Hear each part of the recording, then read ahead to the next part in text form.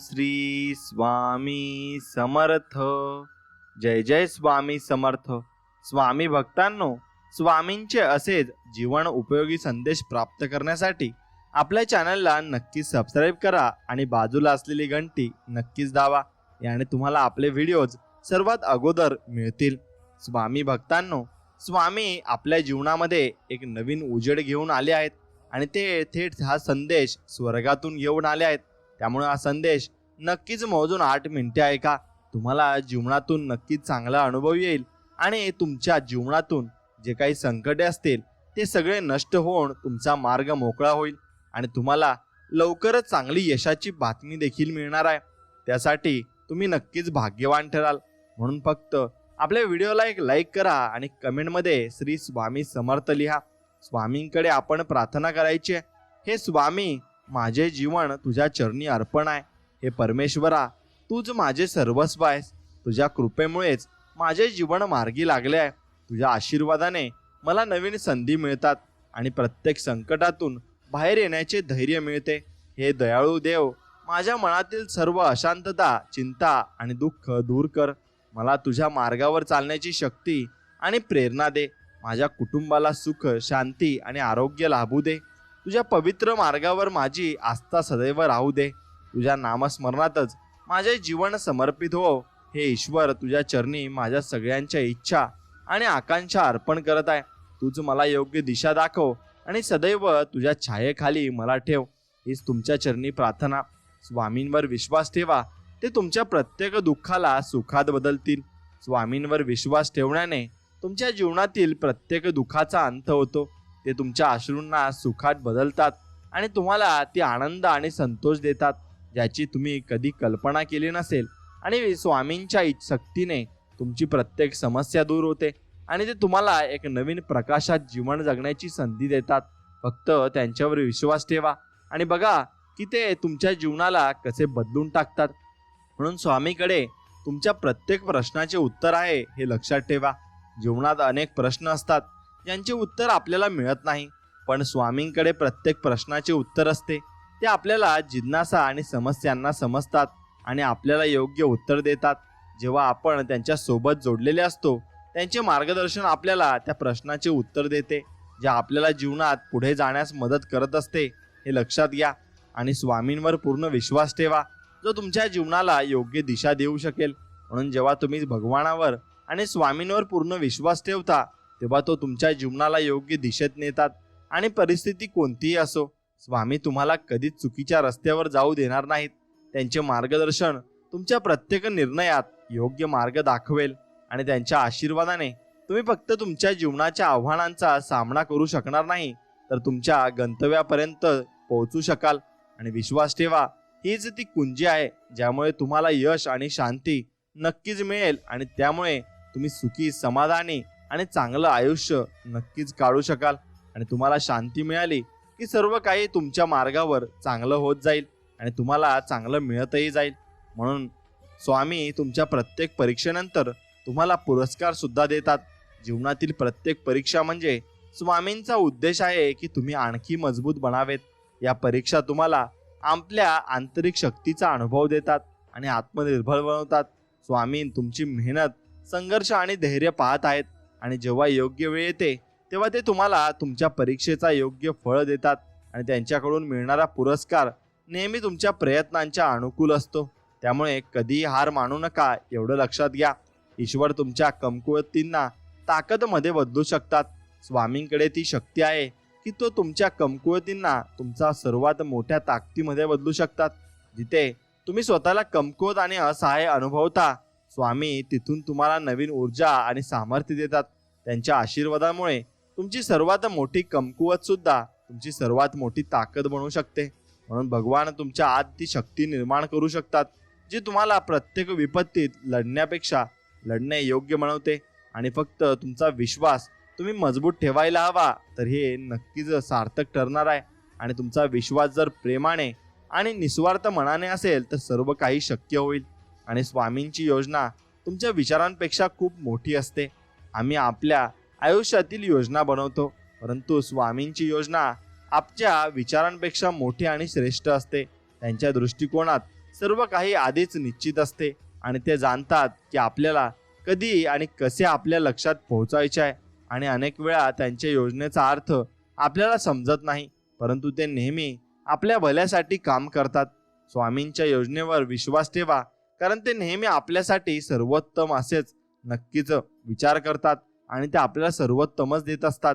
म्हणून स्वामींशी कधी तक्रार करू नका, कारण ते तुमच्यासाठी चांगले विचार घेतात आणि चांगले विचार तुम्हाला देत असतात. म्हणून जीवनात अनेक वेळा आपण स्वामींवर नाराज होतो, जेव्हा गोष्टी आपल्या इच्छेनुसार होत नाहीत. परंतु हे समजणे महत्त्वाचे आहे की स्वामी नेहमी आपल्या भल्यासाठी काम करीत असतात. जे काही ते आपल्याला देतात किंवा जे काही आपल्या सोबत होते ते आपल्या भल्यासाठीच असते. आणि स्वामींची तक्रार करण्याच्या ऐवजी आपल्याला त्यांच्या आशीर्वादाची आभार असणे आवश्यक आहे, कारण ते आपल्याला तेच देत आहेत जे आपल्यासाठी सर्वात चांगले आहेत.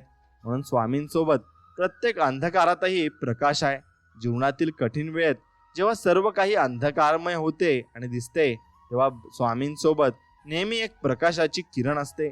त्यांचे मार्गदर्शन आपल्याला त्या अंधकारातून बाहेर काढण्यात मदत करते आणि एक नवीन आशा देते. स्वामींचे साथ आपल्याकडे प्रत्येक कठीण परिस्थिती धैर्य आणि शांती प्रदान करते. परिस्थिती कितीही निराशाजनक का असेना, स्वामींसोबत आपल्याला नेहमी पुढचा मार्ग दिसतो. स्वामी नेहमी तुम्हाला कधी एकटा अनुभव देणार नाहीत. एक लक्षात घ्या की भगवान नेहमी तुमच्या सोबत असतात.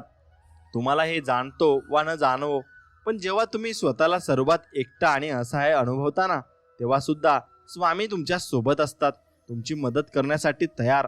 आणि त्यांचे साथ तुम्हाला ती भावनिक संबळ देते आणि जी तुम्हाला जीवनाच्या प्रत्येक कठीणीतून बाहेर काढण्यात मदत करत असते. म्हणून स्वामींसोबत तुम्ही कधी एकटे नसता. त्यांच्या आशीर्वादामुळे तुम्ही नेहमी सुरक्षित आणि नक्कीच चांगले असता. म्हणून स्वामींवर प्रेम करा, कारण त्यांचे प्रेम खरे आणि अटूट आहे. स्वामींचे प्रेम शर्त नसलेले आणि असीमित असते. त्यांचे प्रेम ती शक्ती आहे जी आपल्याला जीवनाच्या प्रत्येक आव्हानांचा सामना करण्याची ताकद देते. स्वामींचे प्रेम आपल्याला सुरक्षित ठेवते आणि आपल्याला प्रत्येक कठीण वेळी आधार देते. त्यांच्या प्रेमासोबत आपल्याला इतर कोणत्याही गोष्टीची आवश्यकता नसते. स्वामींच्या प्रेमात खरी शांती, संतोष आणि सुरक्षा आहे आणि हे प्रेम आपल्याला जीवनाच्या प्रत्येक परिस्थितीत विजय मिळवण्यात मदत करत असते आणि आपल्याला विजय मिळतही असतो. फक्त आपण स्वामींवर निस्वार्थ मनाने भक्तीने विश्वास ठेवायला हवा. स्वामी म्हणतात, आयुष्य सगळ्यांना संधी देत असतं, फक्त ती ओळखण्याची कुवत असायला हवी. बऱ्याच वेळेस काही मिळवण्यासाठी नाही तर बरंच काही सोडून देण्यासाठी संधी मिळते. वेळेत काही गोष्टी सोडता आल्या की योग्य ते पुढं आपली वाट पाहत असतं. इथे जागरूकता हवी. क्षणाक्षणाला माणूस बसून राहतो पुढच्या दारावर, नंतर कळतं की योग्य संधी मागल्या दारावरून निराश होऊन परत गेलेली आहे आणि ती संधी आपल्याला परत कधीच मिळणार नाही. म्हणून लोखंडाला कोणी नष्ट करू शकत नाही, पण त्याचा गंज त्याला नष्ट करतो. तसेच कोणतीही गोष्ट तुम्हाला नष्ट करू शकत नाही, फक्त तुमची स्वतःची मानसिकता तुम्हाला नष्ट करू शकते. हे तुम्ही लक्षात घेतलं पाहिजे. आणि धर्माच्या नावावर तर लढायला सगळेच तयार आहेत, पण धर्माच्या मार्गावर चालायला कोणीही तयार नाही. ज्या दिवशी धर्माच्या मार्गावर चालायला तुम्ही तयार झालात, त्या दिवशी सर्वोत्तम कामगिरी होऊन जाईल आणि सर्व लोक चांगली होऊन जातील. म्हणून विश्वास ठेवा, स्वामींची योजना सर्वोत्तम असते. कधी कधी प्रसंग कठीण असतात, तेव्हा शांतपणे स्वामी महाराज तुमच्यासाठी काहीतरी योजना करत असतात. आपण फक्त दोनच गोष्टी या करायच्या, एक म्हणजे चांगले काम आणि मुखात फक्त स्वामींचं नाम. एवढ्या दोन गोष्टी केल्या की सर्व काही चांगलं होईल. आणि प्रत्येकाशी प्रेमाने वागलं पाहिजे. जे तुमच्याशी वाईट वागतात त्यांच्याशी प्रेमानंच वागलं पाहिजे. ते चांगले आहेत म्हणून नाही, तर तुम्ही चांगले आहात म्हणून. म्हणून तुम्ही प्रेमाने वागलात तर नक्कीच तुमच्याशी लोक प्रेमाने वागतील आणि प्रेमाने वागल्यानंतर लोक तुमची नक्कीच किदरही करतील, नाहीतर मग तुम्हाला डावलून लावतील. ज्या दिवशी तुम्ही चांगला विचार कराल आणि लोकांविषयी चांगला विचार करून चांगल्या गोष्टी तुम्ही अनुभवाल, त्या दिवशी तुम्हाला सर्व काही मिळत जाईल आणि सर्व काही तुमच्यासाठी चांगलं होत जाईल. फक्त तुम्ही स्वामींवर विश्वास ठेवायला हवा. तो विश्वासच तुम्हाला स्वामींच्या नव्या मार्गाला घेऊन जात असतो आणि स्वामी तुम्हाला भरपूर काही देत असतात. म्हणून आनंदासाठी जिंकणे हा ध्यास असला तरी त्यासाठी फक्त पहिले येणे असे नसते. एखादी गोष्ट पूर्वीपेक्षा जास्त चांगली करणे ही जिंकणे असू शकते. म्हणून आयुष्यातले सगळेच निर्णय आपले नसतात, तर काही निर्णय हे वेळ ठरवत असते आणि ती वेळ प्रत्येकाची वेगवेगळी असते आणि प्रत्येकासाठी भगवंताने काहीतरी चांगलंच ठेवलेलं असतं.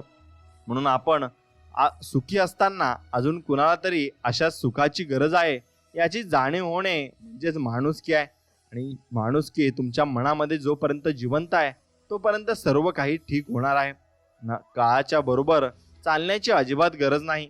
आपण सत्याबरोबर चालायचे. बस एक दिवस काळ आपल्याला बरोबर चालेल, पण परिश्रम घेताना नम्रता, सकारात्मकता आणि दृष्टिकोन आणि आनंदाने कर्म करीत राहायचे आहे. हेच कर्म आपल्याला चांगल्या मार्गाला घेऊन जातात आणि चांगल्या मार्गाला घेऊन गेल्यानंतर ते कर्मच आपली चांगल्या गोष्टी बघत असतात. म्हणून आपली काळजी करणाऱ्या माणसाला कधीही गमावू नका. एखाद्या दिवशी जागे व्हाल तेव्हा कळेल की शिंपले गोळा करण्याच्या नादात मोती मात्र राहून गेला. खरा आनंद सुख सोयीमुळे, संपत्तीमुळे किंवा दुसऱ्यांनी केलेल्या स्तुतीमुळे होत नाही, तर आपल्या हातून काही लक्षात ठेवण्यासारखे सत्कृत्य झाले तरच तो होत असतो आणि तरच तो चांगला अनुभव आपल्याला येत असतो. म्हणून आनंदी आयुष्यासाठी स्वाद आणि वाद या दोन्ही गोष्टींचा त्याग करावा लागतो.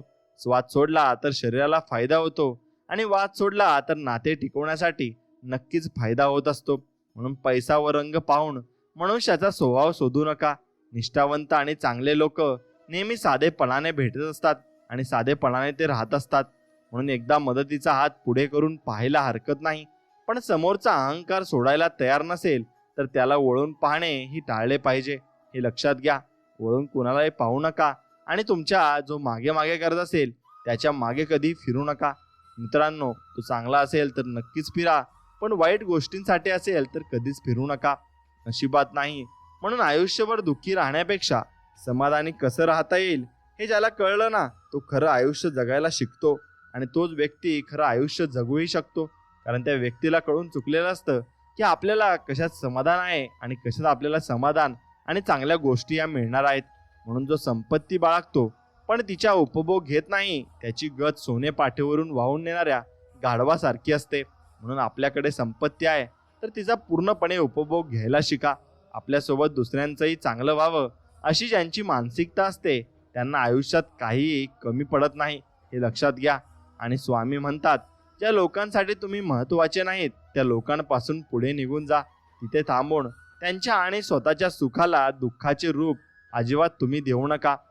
माणसं जोडताना एक लक्षात असू द्या, सर्व झाडांनी फळं दिलंच पाहिजे असं नाही, तर काही झाड सावलीसाठी राखून ठेवावी लागतात आणि ती सावलीसाठी राखून ठेवली तरच आपल्याला पुढे जाऊन सावली नक्कीच मिळणार आहे. म्हणून कोणालाही न दुखवता जगणे याच्या इतके अतिसुंदर कर्म जगात दुसरे कोणतेच नाही.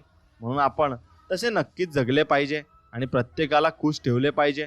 प्रत्येकाला खुश ठेवले तर प्रत्येक व्यक्ती आपल्याला चांगलंच बघत असतो आणि त्याच्या मनामध्ये आपल्याविषयी चांगल्याच भावनाही असतात.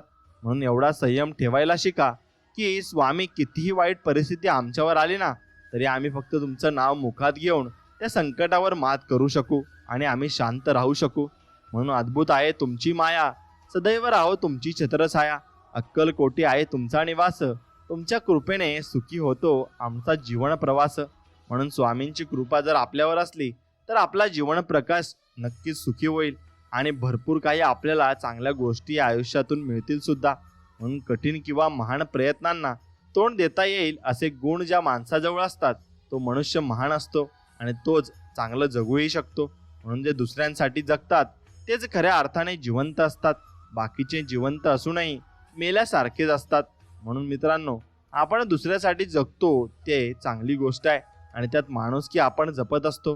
म्हणून आळस हा माणसाच्या प्रत्येक चांगल्या कामाचा आड येणारा प्रबळ शत्रू आहे. म्हणून आळसाला पूर्णपणे तुम्ही नाहीसे करून टाका. आणि जर तुम्ही गरज नसलेल्या गोष्टी विकत घेत असाल ना तर एक गोष्ट लक्षात ठेवा, कठीण काळात हाच पैसा तुम्हाला उपयोगी येणार आहे. म्हणून या पैशाला तुम्ही जेवढं जास्त जपायला शिकाल तेवढं जास्त तुम्ही जीवनाकडून भरपूर काही गोष्टी आत्मसात करू शकाल. म्हणून जे आज तुम्ही वागताय ना ते उद्या तुमच्या सोबतही वागलं जाईल, एवढं लक्षात घ्या. जो त्रास आज तुम्ही दुसऱ्याला देताय तोच त्रास उद्या तुमच्या वाट्यालाही येईल. विषय कर्माचा आहे, तिथं धर्मसुद्धा हजर असतो, एवढं फक्त तुम्ही लक्षात घेतलं पाहिजे. म्हणून तुमची कर्म हे नक्कीच फिरून येणार आहेत आणि ती कर्म कोणाला चुकलेले नाहीत. प्रत्येक व्यक्तीला आपल्या कर्माचा भाग हा द्यावाच लागतो. आणि ते कर्म हे फेडावेच लागतात. फक्त एवढं लक्षात ठेवा, स्वामींवर विश्वास ठेवा आणि स्वामी जे काही आपल्याला देतात आणि सांगतात त्याच्यावर विश्वास ठेवायला हवा. जेवढी वाट तू पाहिली आहेस ना बाळा, असं स्वामी म्हणत आहेत, वेळ आली की तुला इतके मिळणार की तू सांभाळू शकणार नाहीस. पण तोपर्यंत थोडा धीर धर आणि संयम ठेव, सर्व काही मिळेल. जीवनात इतके व्यस्त राहा ना की पश्चाताप, भीती, दुःख आणि द्वेषासाठी वेळच मिळाला नाही पाहिजे. कारण जीवनात नेहमी रिकामा माणूसच सर्वात जास्त दुःखी असतो. म्हणून रिकामे कधी राहू नका. आयुष्य तुमचं आहे, संघर्ष तुम्हालाच करायचा आहे. बाकीचे फक्त मजा बघणार. तुम्ही फक्त आपल्या कामाशी काम ठेवा आणि त्या कामासाठी लढत राहा. श्रीमंतीच्या यादीत नाव नाही आलं तरी चालेल, पण माणुसकीच्या यादीत नक्कीच तुमचं नाव आलं पाहिजे. कारण जेवढे आपण माणुसकी जपू तेवढेच आपले कर्म स्वच्छ आणि निर्मळ होत जातील आणि स्वामी आपल्याला चांगले आशीर्वादही देतील. म्हणून आयुष्यात खूप दूरवर पाहण्याच्या नादात चांगल्या गोष्टी अगदी जवळून तुमच्या निघून जातील. त्यामुळे जे तुमच्या जवळ आहे तेच प्रेमाने सांभाळा. मग ती वस्तू असो किंवा ती आपली माणसं असो, तीच तुम्ही सांभाळली की तीच माणसं तुम्हाला भविष्यात कामात येतील आणि भरपूर काही तुमच्यासाठी ती माणसं करतील सुद्धा. म्हणून आपल्यासाठी एखादी व्यक्ती खरंच तळमळ करत असेल ना, तर आपण भाग्यवान आहोत. कारण आजकालच्या दुनियेत सगळी नाती तर स्वार्थासाठीच तर जोडली जात आहेत. म्हणून आपल्याला तळमळ करणारी व्यक्ती या जगामध्ये सापडणं मुश्किल आहे. म्हणून ती व्यक्ती जर तुम्हाला भेटली असेल तर तुम्ही खूप नशिबान आहात. त्या व्यक्तीला तुम्ही नक्कीच जपलं पाहिजे. कधी कधी शांत राहणं हे सगळ्यात मोठं उत्तर असतं. कारण अयोग्य शब्द कर्मात अडथळे आणत असतात. एक गोष्ट लक्षात घ्या, जेवढं जास्त तुम्ही शांत राहाल तेवढे जास्त तुमच्या प्रश्नाची उत्तरं तुम्हाला मिळत जातील आणि स्वामी तुम्हाला तुमच्या प्रश्नाची उत्तरं देत जातील. म्हणून माणसाचा जन्म हा प्रत्येक घरात होत असतो, पण माणसामध्ये जर माणुसकी असेल ना, तर प्रत्येक ठिकाणी माणुसकी जन्म घेईल आणि प्रत्येक ठिकाणी स्वामी नक्कीच आपली मदत करतील. ज्या ठिकाणी माणुसकी राहते त्या ठिकाणी स्वामींचा वासही राहतो. म्हणून विश्वास आणि आशीर्वाद डोळ्यांनी दिसत नाही, मात्र अशक्य गोष्टीलाही ते शक्य करत असतात. म्हणून प्रत्येकावर विश्वास ठेवू नका, चांगल्या लोकांवर विश्वास ठेवा आणि चांगल्या लोकांकडून आशीर्वाद घ्यायला शिका. स्वामींचा आशीर्वाद तुमचे जीवन अगदी सोन्यासारखे करून टाकतो. म्हणून स्वामींचा आशीर्वाद घ्यायला कधीही विसरू नका. समोरच्याशी कसे वागावे हे ज्या लोकांना समजत नाही, अशा माणसांसमोर गप्प राहिलेलं कधीही बरं असतं. कारण अशा माणसांमुळे आपले विचार पूर्णपणे खराब होत असतात आणि क्षीण होत असतात. म्हणून माणसाने एकदम सुखाने आयुष्य जगावं. काल आपल्याबरोबर काय घडलं ना, याचा अजिबात विचार करण्यापेक्षा उद्या आपल्याला काय घडवायचं आहे ना, याचा विचार करा. कारण आपण फक्त गेलेले दिवस मोजण्यासाठी नाही, तर उरलेले दिवस आनंदाने घालवायला जन्माला आलो आहे आणि ते दिवस आपल्याला चांगले घालवायचे सुद्धा आहे. म्हणून सत्य काय आणि असत्य काय याची खात्री झाल्याशिवाय कुठल्याही गोष्टीवर विश्वास अजिबात ठेवू नका. केवळ खूप मोठा समूह एखाद्या मताचा पुरस्कार करतो म्हणून कोणतेही मत व सिद्धांत कधीही तुम्ही जीवनामध्ये स्वीकारू नका. बाहेर पडल्याशिवाय जग तुम्हाला कळणार नाही. मीपणा सोडल्याशिवाय माणसं कधी तुमचे जुळणार नाही आणि कुणासाठी धावून गेल्याशिवाय तुमच्यासाठी कोणी धावून येणार नाही. म्हणून कष्ट केल्याशिवाय सुख मिळत नाही आणि चांगले विचार असल्याशिवाय आयुष्य तुमचे कधीच घडणार नाही. म्हणून जीवनामध्ये चांगले विचार नक्कीच असले पाहिजे आणि जोपर्यंत सर्व काही ठीक चालू आहे ना, तोपर्यंत देवाला दुरूनच हात जोडतात आणि थोडंसं कमी पडायला लागलं ना की देवाला जाऊन नमस्कार घालतात. मित्रांनो, कष्ट करा. जो व्यक्ती कष्ट करतो आणि मेहनत करतो त्याच्या पाठीशी देव नक्कीच उभा असतो आणि त्याला देव मदतही करत असतो.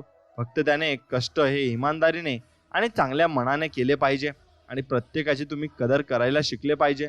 ना आयुष्य तुमचं परत येणार आहे, ना आयुष्यातील माणसं तुमची परत येणार आहेत.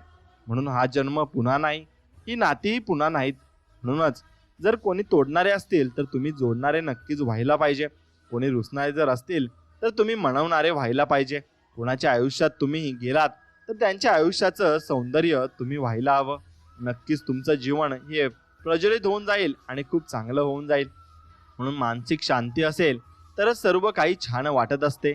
नाहीतर धनाच्या राशीवर लोळून सुद्धा ती टोचायला लागते आणि आपल्याला आंतरिक सुख हे अजिबात मिळत नाही. ज्या ठिकाणी आंतरिक सुख आहे तिथेच आपली नक्की नावलौकिक होणार आहे, हे लक्षात घ्या. आणि तुम्ही दानशूर जरी असला तरी चुकीच्या मार्गाने धन कमावले तर त्याला त्याची फळे ही भोगावीच लागतात आणि चुकीच्या मार्गाने फळ कमवणाऱ्या गोष्टी या चुकीच्याच असतात आणि शेवटपर्यंत त्या चुकीच्याच ठरणार आहेत. फक्त ते तुम्हाला कळणार नाही. तो कर्माचा फेरा आहे, तो नक्कीच फिरून येत असतो आणि आपल्याला त्रास देत असतो. म्हणून माणूस कधीही आपण समोरच्याशी कसं वागलो ना ते पाहत नाही, पण समोरचा आपल्याशी कसं वागत आहे ना ते नेहमी तो लक्षात ठेवत असतो. मग असं कधीही लक्षात ठेवू नका. मित्रांनो, प्रत्येकाशी चांगलं वागा आणि चांगलंच बोला. देवा, फक्त रक्षाबंधनालाच नाही तर आमची बहिणीची प्रत्येक संकटात तुम्ही नक्कीच संरक्षण करा. प्रत्येक संकटात तिची साथ द्या, एवढेच तुमच्या चरणी प्रार्थना. माणसाकडे कपडे स्वच्छ असो वा नसो, पण मन मात्र त्याचं निर्मळ आणि स्वच्छ असलं पाहिजे. त्यानेच त्याची खरं ओळख ही समजली जाते. आणि मित्रांनो, एक गोष्ट लक्षात घेतली पाहिजे की सन्मान प्राप्त झाल्यावर ज्याला गर्व होत नाही ना तो खूप चांगला व्यक्ती असतो. आणि स्वामी सांगतात, बोलून टाकावं पण कधीही माणसाला वाईट बोलू नये. माणसाची मने विनाकारण दुखावली जातात आणि ज्या ठिकाणी माणसाची मने दुखावली जातात त्या ठिकाणी देव कधीही वास करत नाही. म्हणून प्रत्येकाशी प्रेमाने आणि निस्वार्थपणे बोलायला शिका. आणि स्वामी भक्तांनो, हा व्हिडिओ तुम्हाला आवडला असेल तर व्हिडिओला एक लाईक करून कमेंटमध्ये श्री स्वामी समर्थ लिहायला विसरू नका. चला तर मग भेटूया नवीन एक व्हिडिओमध्ये. तोपर्यंत चॅनलला सबस्क्राईब करा आणि बाजूला असलेली घंटी नक्कीच दाबा. श्री स्वामी समर्थ. जय जय स्वामी समर्थ. धन्यवाद.